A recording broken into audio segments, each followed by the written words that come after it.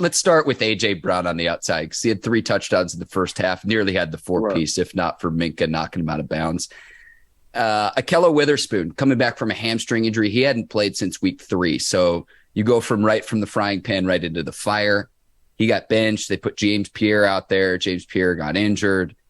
There's a reason why the Eagles go out and acquire A.J. Brown, and he's a true alpha. He's a true number one, and you saw that on full display on Sunday. I watched Mike Tomlin, his post-game news conference, and let me find the quote, but it was talking about how Witherspoon was in decent position, but that's only a component. And this was the exact quote, says, position is just a component of playmaking. The finish is probably as equally as important as the positioning.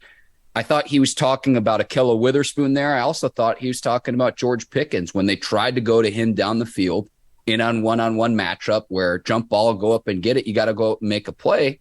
Yeah, you tip your cap to the Eagles defensive backs. I forget if it was James Bradbury or Darius Slay going against Pickens on that play. But that to me, I thought was very telling what Mike Tomlin said, because especially with A.J. Brown, some of the touchdowns that he had, you're talking about double coverage as well, where there was safety help over the top in addition to the cornerback as well, Ike. So that's one thing that I noticed.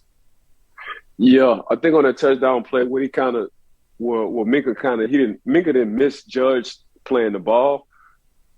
A.J. Brown was just more aggressive at playing the ball. And they had him double covered because Trey Edmonds, he bumped and run him. He pressed him. Of course, Minka was over top. So that was the game plan. We call that double the stars.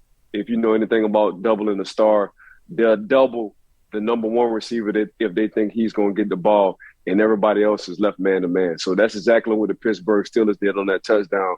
It's just A.J. Brown was just more aggressive getting the ball, because he knew if he just would have waited, he played taller than his height.